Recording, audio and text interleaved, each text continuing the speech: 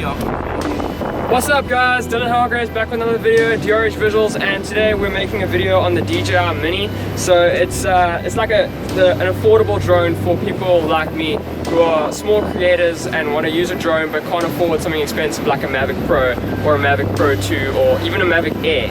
So if you can't afford those drones but you can afford a Mavic Mini, I'll definitely recommend getting one because they're dope. And like, you're gonna see how awesome and capable these drones are today. I'm here at Raglan, this place is beautiful, and yeah, getting ready for some shots. Let's do this.